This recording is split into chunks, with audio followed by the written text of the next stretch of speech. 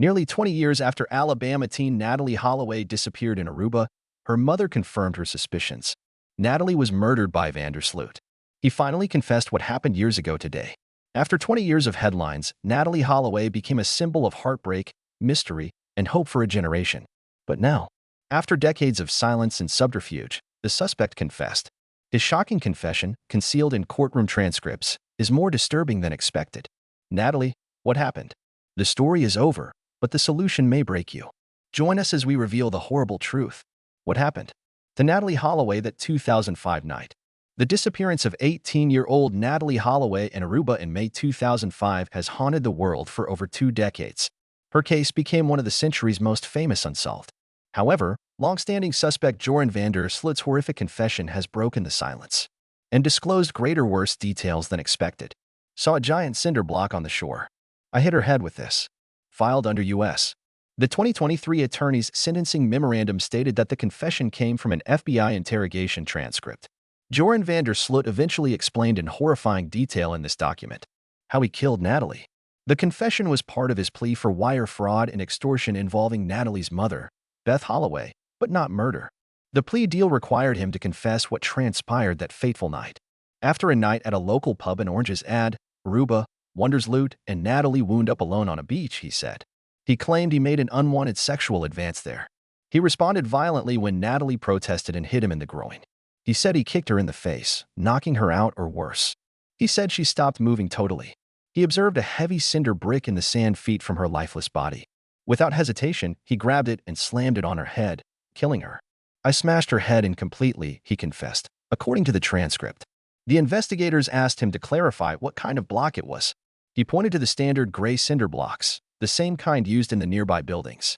What followed is perhaps just as grim. With her lifeless body on the beach, Vandersloot claimed he dragged Natalee's body down toward the ocean. The waves were calm that night. He walked into the surf, up to his knees, and pushed her body out into the dark water, hoping the tide would take her away. Then he said he walked back home like nothing had happened. This horrifying confession was not only specific, but consistent with elements that had long been speculated. And to ensure it wasn't another of his many lies, the FBI administered a polygraph test. He passed. By Bureau standards, he was finally telling the truth. Federal prosecutors, including Assistant U.S. Attorney Lloyd People, acknowledged the weight of this confession. People described it as the closest thing we'll ever get to the truth about Natalee's fate. To corroborate parts of Vandersloot's statement, investigators even revisited the Aruban coastline, comparing the environment he described to the real location. Still, despite this shocking revelation, one question haunts the case. Where is Natalee Holloway's body? How could one confession, buried for 18 years, reveal something darker than anyone imagined? Stay with us to find out. The lies, the manipulation, and the long road to a chilling confession. From the moment Natalee Holloway vanished on May 30th, 2005, the spotlight zeroed in on one name, Joran Vandersloot. The 18-year-old from Mountain Brook, Alabama, was in Aruba on a senior class trip, celebrating graduation with her classmates. That night, she was last seen leaving a popular nightclub with Vandersloot, then just 17. She never made it back to her hotel. What followed would become one of the most confounding and painful, unsolved cases in recent memory. Almost instantly, Vandersloot's story began to shift. First, he claimed he and 2 friends had dropped Natalee off safely at her hotel. Then, without explanation, he changed his account, saying he had left her alone on the beach. As media attention exploded and police pressed for answers, these inconsistencies raised red flags. But despite intense public scrutiny, multiple searches across the island and repeated interrogations, no concrete evidence surfaced. No body, no witness, no confession. In the years that followed, Vandersloot never faded from public view. If anything, he seemed to lean into the attention. He gave interviews, leaked tips, and made dramatic claims, only to retract them later. In 2008, Dutch crime journalist Peter R. de Vries secretly recorded him in a car, seemingly confessing that Natalee had died while they were together, and that he had disposed of her body. But when confronted, Vandersloot denied everything. He insisted the recording was a setup, a performance he had staged to impress someone he believed was connected to the drug world. This behavior became his trademark. One moment he offered answers, the next he pulled them back, twisting the truth like a weapon. His manipulative streak grew even more disturbing in 2010 when he contacted Natalee's mother, Beth Holloway, with a cruel offer.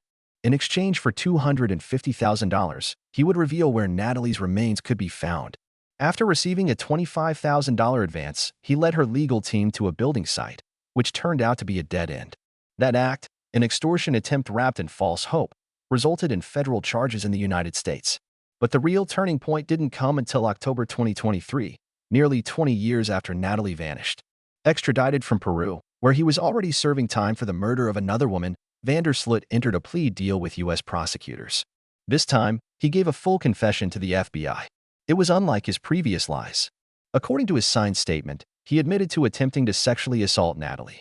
When she fought back, he reacted with shocking violence, kicking her, knocking her unconscious, then using a nearby cinder block to end her life. He later dragged her body into the ocean. This wasn't just another story. It was a sworn account backed by a polygraph test and treated as credible by authorities. For the first time, there was something solid, something final. But the way he told it, cold, calculated, without a hint of remorse, revealed not just a killer, but a manipulator who had held onto the truth like a trophy. For nearly 20 years he lied, but why confess now and in such chilling detail? Don't go anywhere. The arrests, the shifting stories, and a search that never slept. On June 5, 2005, just days after Natalee Holloway vanished during her high school graduation trip to Aruba, local police made their first major move. Two former security guards, Nick John and Abraham Jones, were taken into custody on suspicion of kidnapping and murder. The pair had once worked at the Allegro Hotel, now shut for renovations. And while authorities never fully explained why they were arrested, whispers suggested that statements from Joran Vandersloot and the Calpo brothers had pointed fingers in their direction. The media speculated further, noting that the two men had reputations for hanging around hotels to meet women, and at least one of them had a past run-in with the law. But the evidence wasn't enough. After more than a week in custody, the men were released on June 13th, never charged, never tied conclusively to the crime. Just days before the guards were released, on June 9th, Joran Vandersloot and his friends Deepak and Satish Calpo were arrested. From early on, Deputy Police Chief Gerald Dompig had viewed them as the investigation's primary suspects. Phone records were pulled, emails monitored, and surveillance began just 3 days after Natalee was reported missing. But Dompig later admitted something troubling. Pressure from Natalee's family had forced their hand. The arrests, he said, came before they had gathered enough solid evidence. 2 days later, confusion only deepened. On June 11th, a government spokesperson wrongly declared Natalee dead, stating that authorities knew where her body was. Hours later, that claim was walked back. That same evening, Dompig gave a more cryptic update. One of the suspects had admitted that something bad had happened after taking Natalee to the beach. But the next day, prosecutors offered no confirmation, only that the investigation was entering a critical phase. More arrests followed. On June 17th, a local DJ named Steve Gregory Crows was detained after being named by one of the suspects. Just days later, on June 22nd, Joran's father, Paulus Vandersloot, was also brought in for questioning. Both were released on June 26th. Meanwhile, the stories from Joran and the Calpo brothers began to unravel, each version more confusing than the last. At first, they all claimed to have dropped Natalee at the beach near the Marriott Hotel. Joran later changed his version multiple times, once saying he left her there alone, another time saying she was with the Calpos when he was dropped off at home. Police rejected the latter version outright. Dompig believed the beach story was closest to the truth. Still, with no body, no physical evidence, and a chain of constantly changing accounts, the case dragged on. Even advanced tools didn't help. On July 4th, F-16 jets from the Dutch Air Force flew over Aruba using infrared sensors to detect disturbances in the soil. They found nothing. Not then, and not in the months that followed. She vanished without a trace. But what exactly happened on that beach? The brutal truth Joran finally confessed will shock you. What we know and what remains hidden. 18-year-old Natalee Holloway vanished on the final night of her graduation trip to Aruba in May 2005. For years, her disappearance haunted not just her family and friends, but the entire world. Rumors swirled, investigations dragged on, and yet the truth stayed buried until 2023, when the man at the center of the mystery, Joran Vandersloot, finally revealed what really happened, and what he said was far more disturbing than anyone had feared. This wasn't the first time Vandersloot had spoken about that night, but it was the first time authorities believed him. Unlike his previous confessions, this 2023 statement was part of a formal plea deal, and the details matched long-held suspicions. His account lined up with the earliest theories investigators had, theories that had been drowned out by years of deceit, staged interviews, and false leads. For nearly 2 decades, Natalee's parents lived in a cruel limbo. Their daughter was gone, but they had no answers. They chased every tip, every new version of the story that Vandersloot offered, no matter how unbelievable. He once even tried to sell Natalee's mother false information about her daughter's remains, demanding thousands of dollars for a location that led nowhere. His lies weren't just harmful, they were a weapon used to torment those desperate for the truth. Despite countless searches in landfills, ponds, beaches, and sand dunes, not a trace of Natalee's body was ever recovered. Divers scoured the ocean, cadaver dogs swept potential burial sites, and advanced technology, including infrared-equipped jets and satellite imaging, was deployed. The FBI analyzed duct tape and strands of blonde hair. All these efforts led to nothing. Now, with Vandersloot's confession, a clearer picture has finally emerged. But the cruelest truth may be that the ocean swallowed all evidence long ago. According to him, Natalee's body was left in the water just hours after her death. And after nearly 20 years of tides, storms, and shifting currents, experts agree the chances of recovery are slim. This isn't just a story of one terrible crime. It's a story of manipulation of a young woman's life stolen in an instant, and of a family who fought for truth through decades of pain and deception. Even as the full truth surfaced, it came with a painful realization. Justice, in this case, may never look the way anyone hoped. What did the world say after Natalee's brutal death, and how did her parents survive the heartbreak? Stay with us to find out. A mother's fury, a nation's firestorm. When terrible incident happened on the Caribbean island of Aruba, the eyes of the world quickly turned to the island's police force and to her heartbroken mother, Beth Twitty. What followed wasn't just a criminal investigation.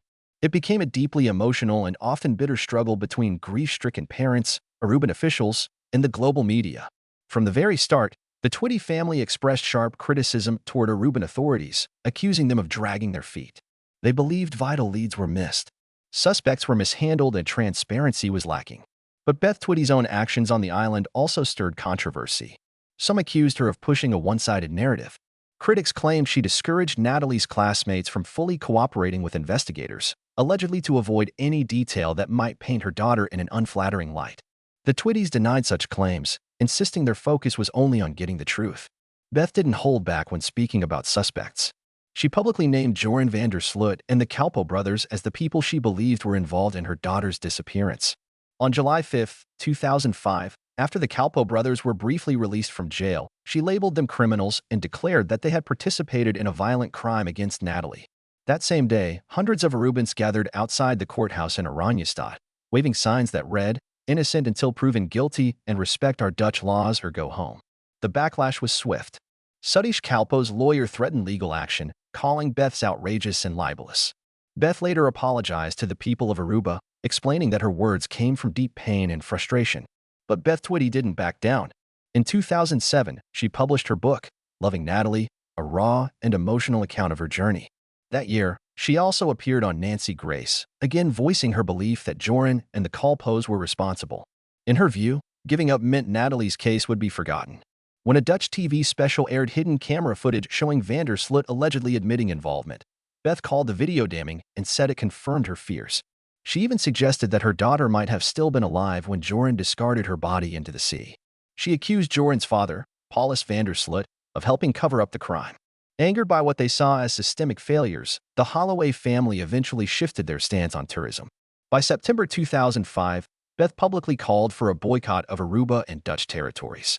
Alabama Governor Bob Riley stood beside her at a press conference on November 8, urging Americans to avoid Aruba. Though some U.S. governors and lawmakers echoed the call, others declined. Aruban officials, led by Prime Minister Nelson Oduber, hit back, calling the boycott irresponsible and preposterous.